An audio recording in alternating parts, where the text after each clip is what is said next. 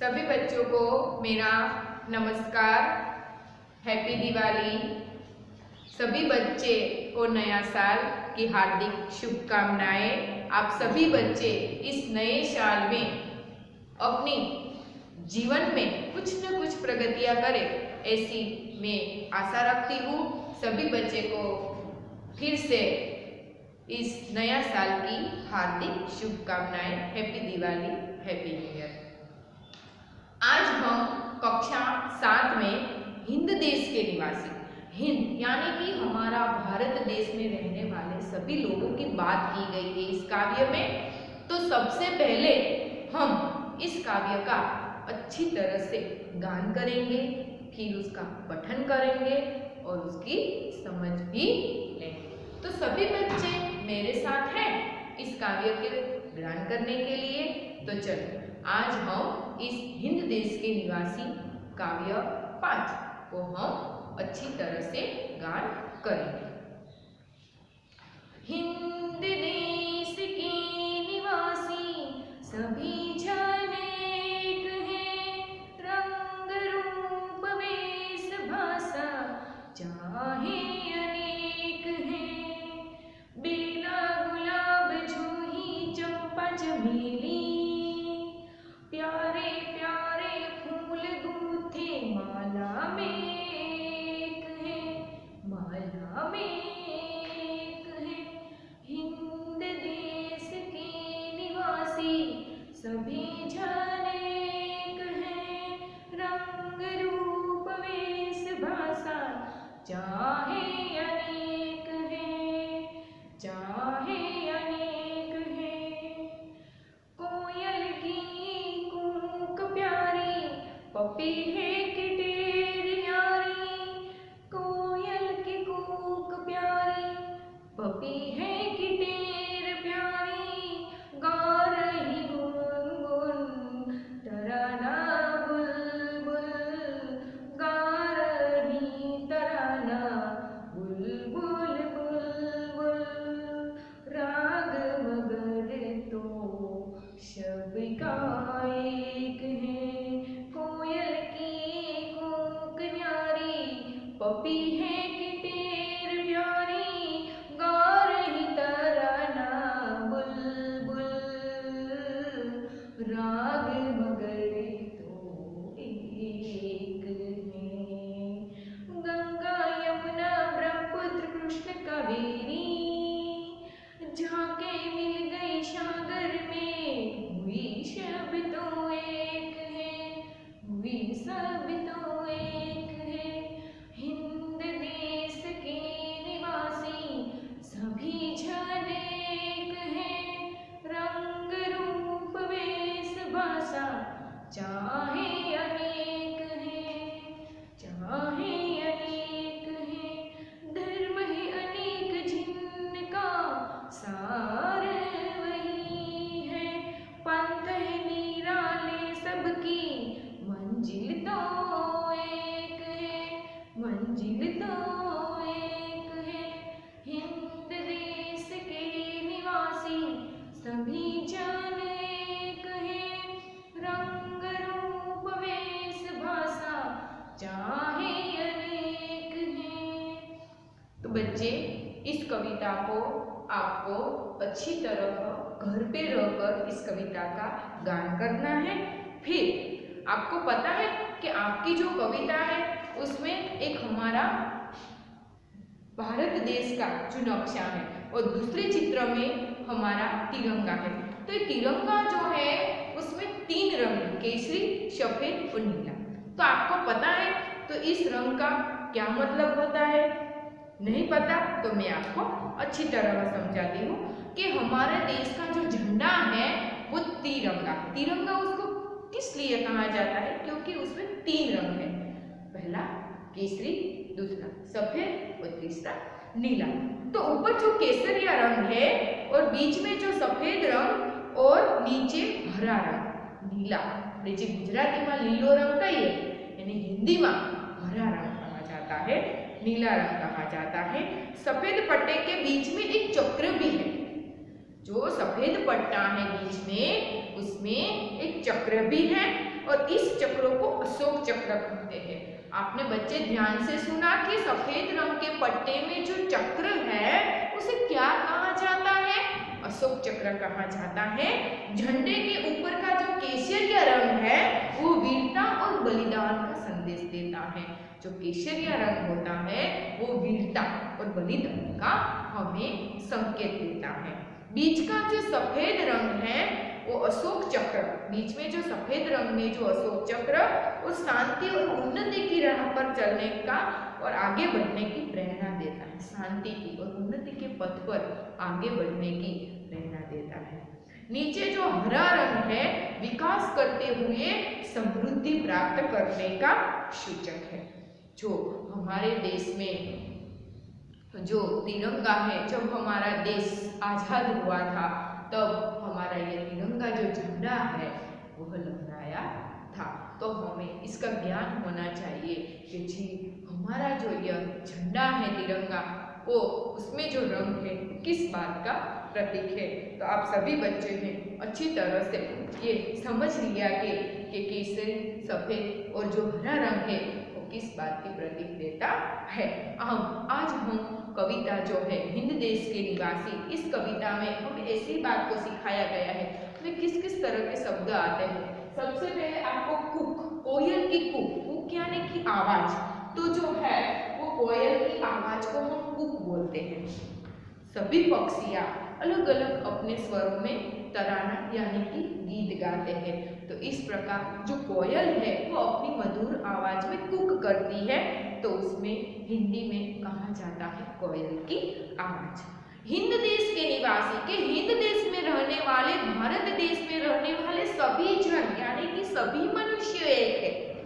बहुत अच्छी तरह से हमने पहली ही काव्य पंक्तियों में अच्छी तरह से ज्ञान हो रहा है कि हिंद देश के निवासी सभी जन एक है, कि हिंद में रहने वाले, भारत में रहने वाले सभी जन एक है। चाहे वो रंग रूप उसके क्यों अलग हो, वो काले हो, गोरे हो, जिस प्रकार का भी उसका रंग हो, तो सभी जन क्या बताए बच्चे?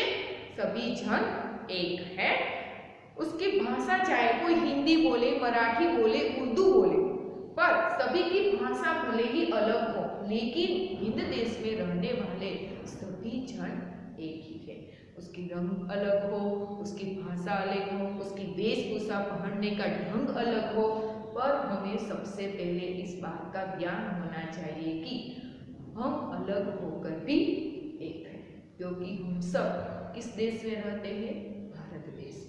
हमें इस बात का अच्छी तरह से ज्ञान होना चाहिए।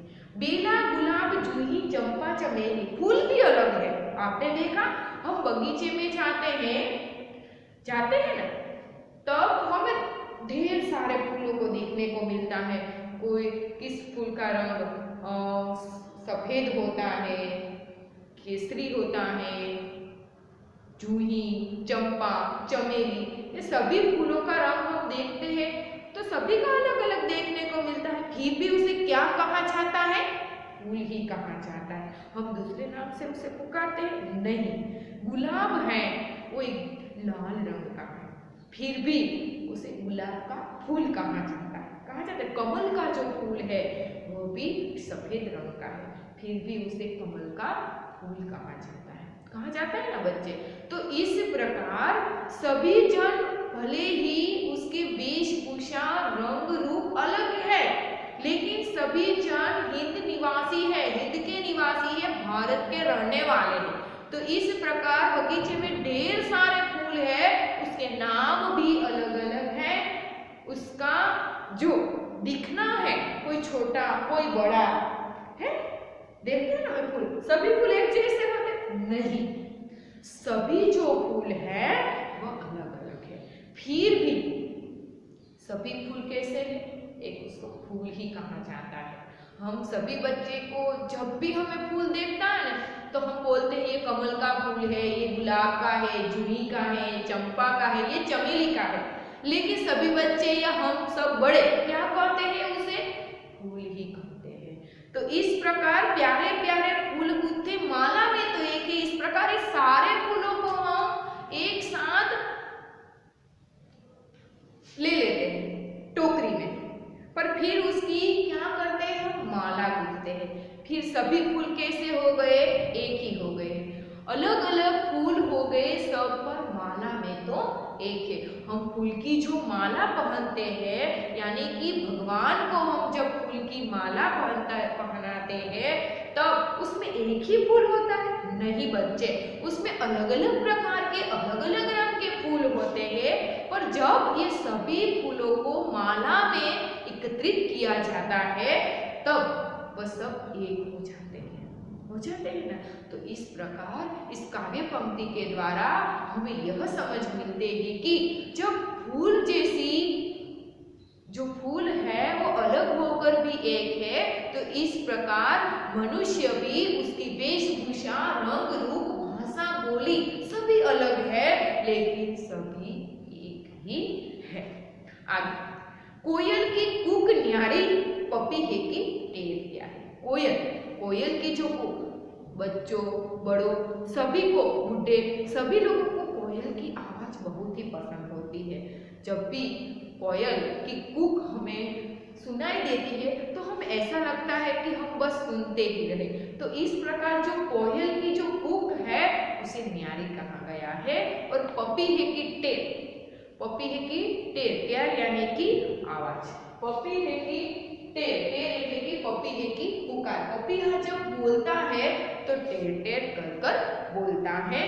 तो कोयल की कूक न्यारी, पपी है की टेर प्यारी, कि जिस तरह कोयल की जो आवाज है, कोयल की जो कूक है, वो हमें न्यारी लगती है, इसी प्रकार जो पपी है की टेर, देखिए पपी है का जो पुकार की जो आवाज है वो हमें दिल में, यानी कि हमारे कान में बहुत ही प्यारी लगती है, सुनने में बहुत ही प्यारी लगती है। गा रही तराना बुलबुल, अपने स्वरों में बुलबुल भी गा रही है, राग मगर एक है। सभी जो पक्षी है अपने अपने स्वर में अलग अलग ढंग से गा रहे हैं, अलग अलग ढंग से गा रहे हैं, फिर भी सभी का राग एक ही है। सभी को क्या कहा जाता है? पक्षी की आवाज कहा जाता है। हम भी जो लोग हैं वो अलग अलग अपने स्वरों में कहीं ना कहीं किस प्रकार के गीत गाते हैं, तो हम उसे क्या कहते हैं? बहुत अच्छा उसका राग है। इस प्रकार हमें इस हिंद देश के जो निवासी जो काव्य है उसमें हमें अनेकता में एकता का भाव प्रकट होता है कि हम सब अलग होकर भी एक है। इसी प्रकार हमें हिंद देश के निवासी का उदाहरण दिया है, सभी जन का, फूलों का और आवाज का।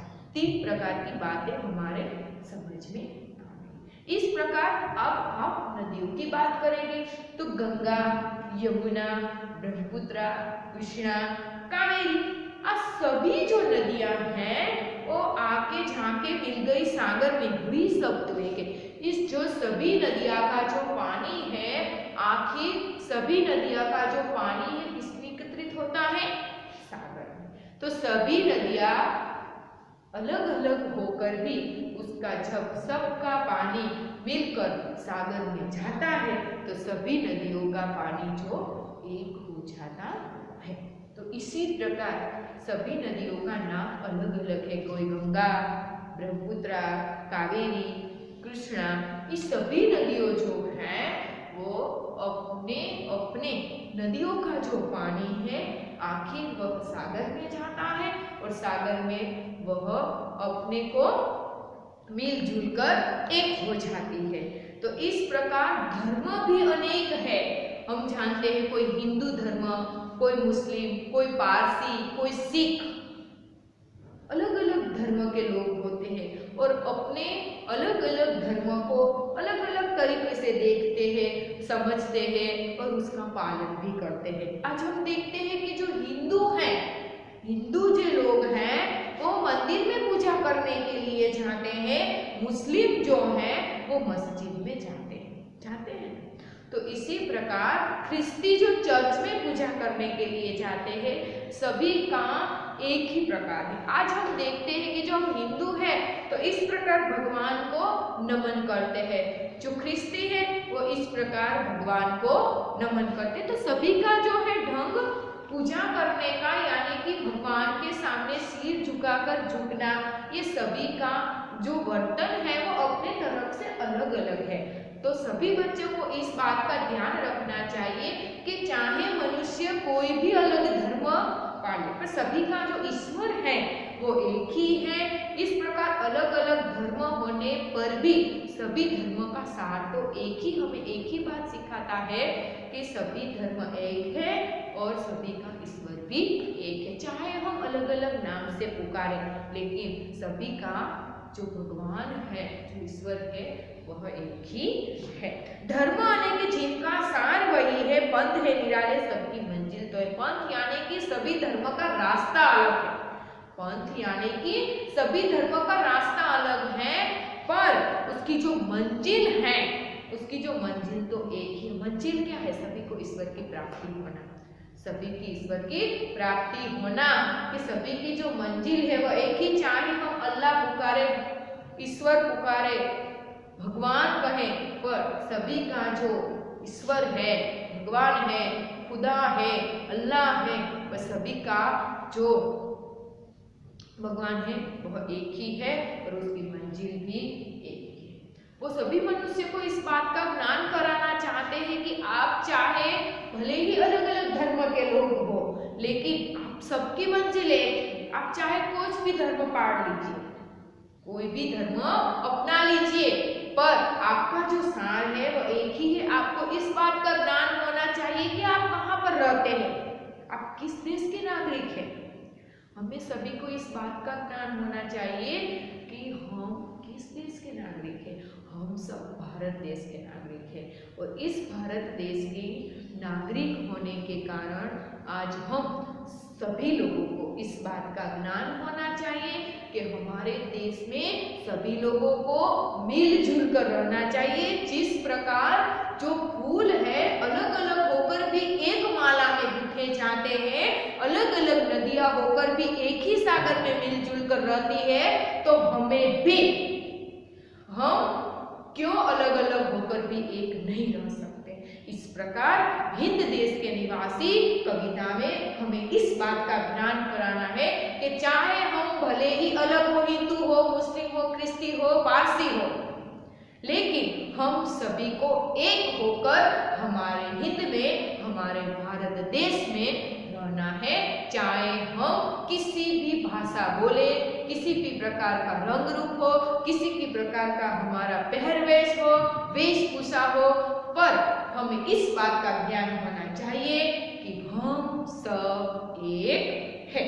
इस प्रकार हिंद देश के निवासी जो काव्य है, इसको मैंने आपको अच्छी तरह से समझा दी है। मैं आशा करती हूँ कि सभी बच्चे इस दीपावली का जो वैकेशन आपको दिया है वो सभी ने आपको अच्छी तरह से मनाया होगा, पर आपको इस बात का ज्ञान होना चाहिए कि अब हमें पढ़ना चाहिए। तो आप सभी बच्चे को अच्छी तरह से पढ़ना है और पढ़ने के बाद इस कविता को अच्छी तरह से गाना है, फिर उसे समझने की कोशिश करनी है और उसके कहीं ज़्यादा प्रश्न जवाब आते हैं, प्रश्नों के जो उत्तर है उसे भी आपको नोटबुक में इस कविता में ढूंढकर अच्छी तरह से लिखना है। मैं आपको अगले वीडियो में इस प्रश्न का उत्तर भी दे दूंगी और इस प्रश्न के सारे जवाब का सॉल्यूशन भी कर दूंगी, पर आपको इस सभी शब्दार्थ का भी अच्छी तरह से ज्ञान होना चाहिए। आज हमारे काव्य में आपने देखे कि किन किन प्रकार के शब्दार्थ हुए थे। तो सबसे पहले आपको बताया था कि कोयल की कूक न्यारी, ये शब्द आया था। तो जो कूक है उसे हम कोयल की आवाज बोलते हैं। पपिया है वो एक पक्षी का नाम है, एक पक्षी का नाम था। पपिया है वो पक्षी का नाम है और जो उसकी टेर है वो उसकी आवाज है, उसकी पुकार है। कि पपीहे की पुकार को क्या कहा जाता है? तो जो पपिया है उसकी पुकार को टेर कहा जाता है। क्या कहा जाता है? टेर कहा जाता है। तराना यानी कि जो सारे पक्षियां हैं वो अलग अलग स्वर में, अलग अलग स्वर में अपना गान करते हैं, तो उसे तराना कहा जाता है। क्या कहा जाता है? तराना कहा जाता है। पंथ यानी कि रास्ता, मार्ग।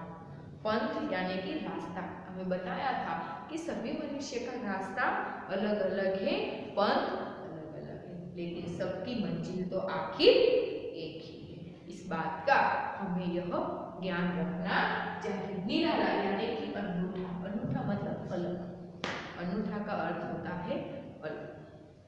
इस प्रकार मंजिल तो ध्येय, आप सभी बच्चों का एक ध्येय होना चाहिए, एक अपनी मंजिल होनी चाहिए कि आखिर आप भारत देश के नागरिक हो, भारत देश के अच्छे श्रेष्ठ नागरिक हो, तो सबसे पहले आपका अच्छी तरह से ध्येय होना चाहिए, लक्ष्य होना चाहिए कि आखिर आप बड़े होकर क्या बनना चाहते हैं। तो इस प्रकार हमें कोई भी मंजिल यानी कि हमें ध्येय, मन में अगर हमारी मंजिल तय हो, हमारा लक्ष्य यानी कि हमारा ध्येय तय हो, तो हमें आगे बढ़ने से कोई नहीं रोक सकता।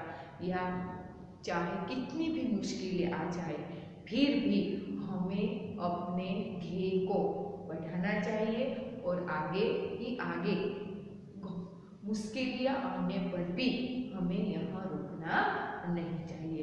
तो इसीलिए सभी बच्चे को इस कविता के माध्यम में बहुत कुछ सीखने को मिलता है। सभी बच्चे को लड़ाई झगड़ा नहीं करना है, सभी बच्चे को एक ही साथ रहना है और पढ़ना है और मम्मी पापा का जो नाम है वो रोशन करना है। आपके लिए आपके मम्मी पापा बहुत ही मेहनत करते हैं, है ना बच्चे। तो आपका फक्त एक ही लक्ष्य होना चाहिए, एक ही ध्येय होना चाहिए कि मैं उनकी इच्छा यानी कि मैं अपना ध्येय किस प्रकार पूरा करूं। आपका सभी की जो इच्छा है वो सब कुछ पूरी हो जाती है, तो आपको भी किसी को लिए कुछ भी करना चाहिए ना। तो इसी प्रकार इस कविता के माध्यम से आप सभी बच्चों को अच्छी तरह से पढ़ना है और अपनी मंजिल को आगे बढ़ाना है। तो इस प्रकार इस कविता जो है, आपकी जो कविता है उसको आपको नोटबुक में 2 बार लिखी। कितनी बार? 2 बार। मैंने इसीलिए 2 बार लिखी क्योंकि ये जो कविता है आपको परीक्षा में पूर्ण करने की आती है, यानी कि ऊपर की 4 और नीचे की 4 लिखिए, वो भी आ सकती है। इसीलिए जो आप इस हिंदी काव्य को 2 बार नोटबुक में लिखेंगे तो आपको अच्छी तरह से समझ में आ जाएगा कि इस कविता है उसको हम किस प्रकार लिखें और किस प्रकार समझें, और लिखने के द्वारा आप अपनी कविता को अच्छी तरह से याद रख पाएंगे और समझेंगे भी। तो आप सभी को यह पता होना चाहिए कि हिंद देश के जो निवासी जो काव्य है उसको अच्छी तरह से पढ़ना है और समझना भी